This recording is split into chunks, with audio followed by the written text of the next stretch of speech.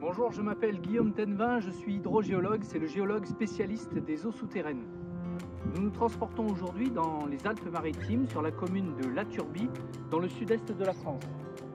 Lors d'une étude hydrogéologique, j'ai eu la surprise de découvrir d'anciennes terrasses agro-pastorales en très bon état. Je vous propose de les découvrir aujourd'hui en compagnie d'un murailleur et d'un ethnologue.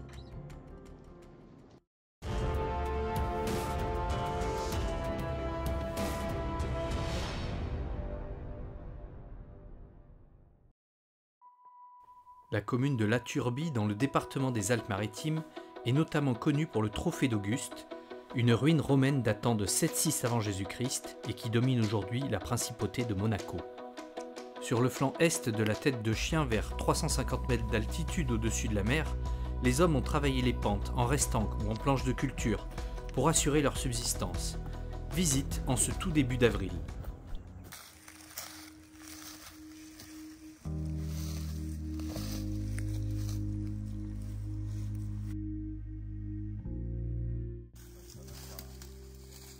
Parcelle agricole, agro-pastorale. De toute façon, on est dans les périodes de polyculture élevage.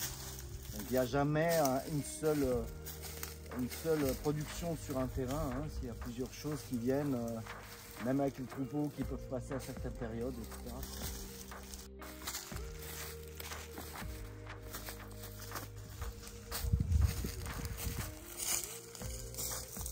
Voilà. Qui provoque un peu le vent, la partie haute qui s'affaisse.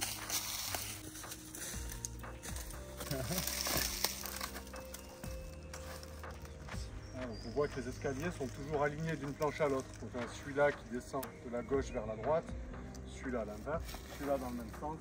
Je pense que si on regarde plus bas, ça va être pareil, mais à chaque fois en croisé. Alors Gilles, il y a une question que je me pose, c'est pourquoi on voit des restanques que je qualifierais en creux.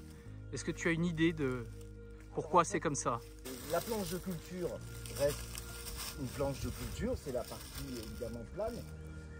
Mais ce qui se passe, c'est que dans des espaces comme ça qui sont tellement fournis en pierre, que pour gérer le surplus, on va surdimensionner les murs, que ça soit en épaisseur, mais bon, il faut gagner de la surface, et donc en hauteur, on va avoir ce système là où les murs vont être plus hauts, le haut de mur va être plus haut que le niveau du sol, parce qu'en fait il faut mettre le plus de pierres possible dans les endroits. De même que quand on a des creux naturels qui vont une cuvette, eh bien on va s'en servir pour un peu mettre quelquefois des bêtes, faire un package de nuit et fermer un espace délimité par les roches et le fermer pour la nuit pour être tranquille, quoi.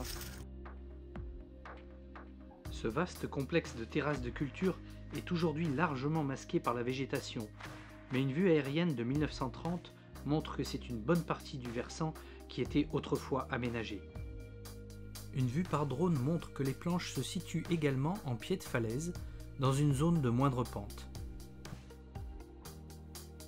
Intéressons-nous maintenant à la structure des restanques.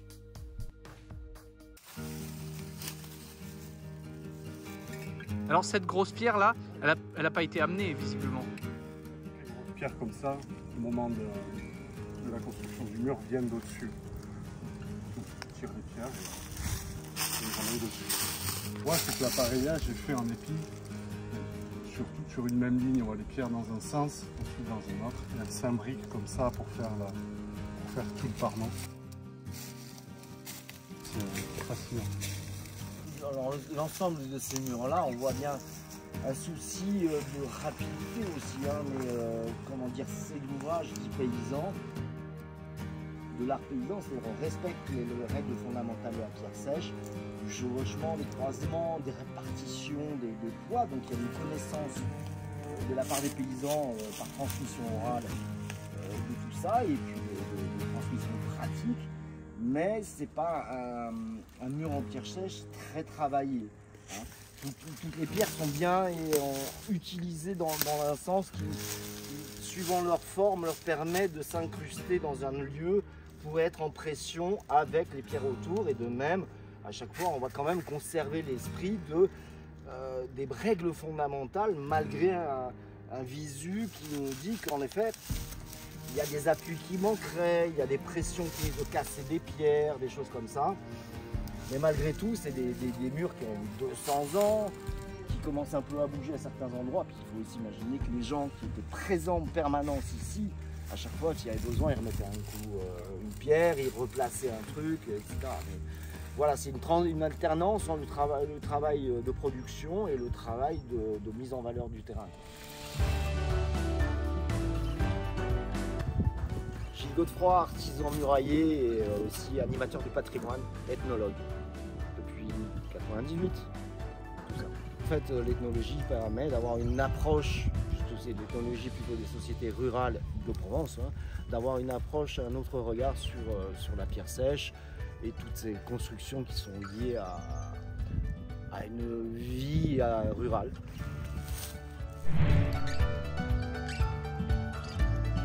Le murailler, c'est donc un bâtisseur en pierre sèche. La pierre sèche, c'est l'art de construire en pierre sans liant, c'est-à-dire sans ciment, sans chaux.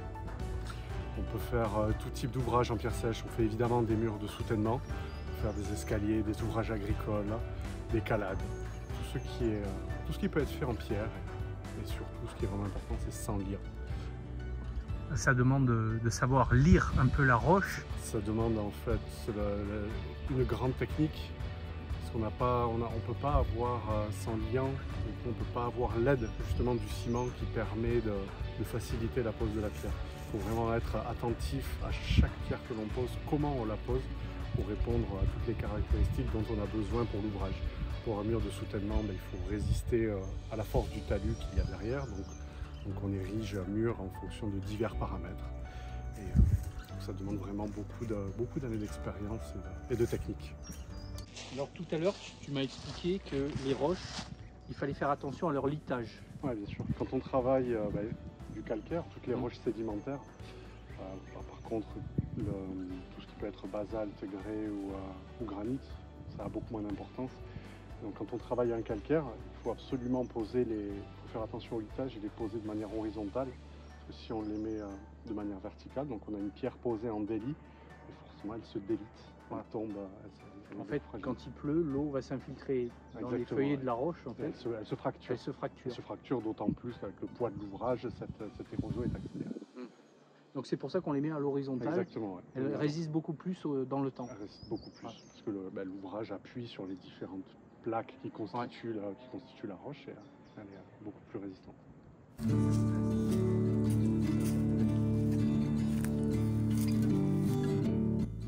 Voilà en fait que toutes ces planches de culture, elles ne sont pas positionnées par hasard. Si vous regardez plus au sud dans mon dos, la roche, le calcaire en fait, est visible en surface, il n'y a pas d'éboulis, pas de terre, c'est pas propice en fait à la culture. Alors que là où nous sommes, c'est de la marne sous la terre végétale et les éboulis. La marne en fait c'est une sorte de roche tendre qui s'est érodée bien plus facilement que le calcaire et c'est ce qui explique que la pente soit moins forte. Si on fait une coupe géologique qui passe par le secteur des restanques, on s'aperçoit qu'on se trouve exactement au contact entre les calcaires en bleu et les marnes en vert. On voit tout de suite que le relief est plus doux, avec plus de terre. En fait, les anciens, sans le savoir, faisaient un peu de géologie.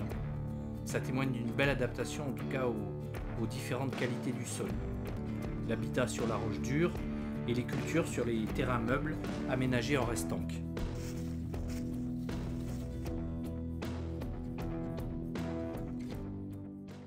C'est quoi cette niche qu'on trouve dans la restanque? En toute logique, tout à fait simple, un petit truc très facile à faire pour quelqu'un qui aménage des murs comme ça, et puis qui va servir à mettre généralement en réserve du pain, le fromage, etc., un peu à l'abri de la chaleur, parce qu'on est orienté quasiment plein est, enfin est-sud-est, donc le soleil ne tape pas ici toute la journée, et en effet, dans la masse de murs, la température peut rester plus favorable pour ce qu'on amène comme aliment pour la journée de travail ou des choses comme ça. Voilà. Le versant ne présente aucun écoulement d'eau permanent, mais c'est sans compter l'ingéniosité des anciens qui savaient récupérer les moindres suintements pour un usage même faible du précieux liquide. On voit des traces d'enduit, Gilles, dans ce trou. À quoi tu penses? Ah ben on doit être sur un espace d'affleurement de veines d'eau, de choses comme ça. Donc en fait c'est un petit bassin qui peut être assez profond,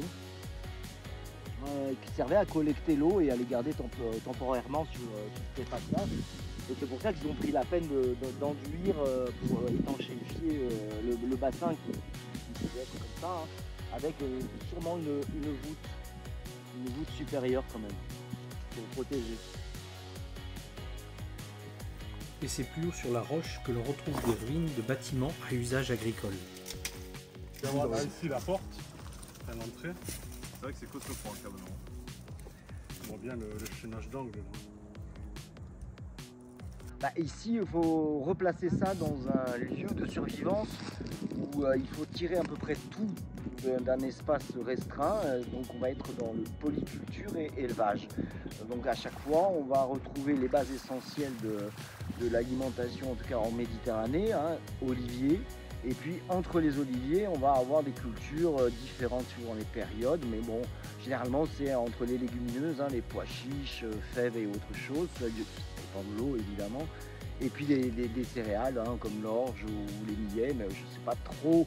Après, je ne suis pas très spécialiste là-dessus, vraiment précisément, mais on va retrouver, voilà, comme je l'ai dit tout à l'heure, un ensemble de types de production qui va être mélangé, et puis suivant les saisons, on va avoir une alternance entre différents types de production.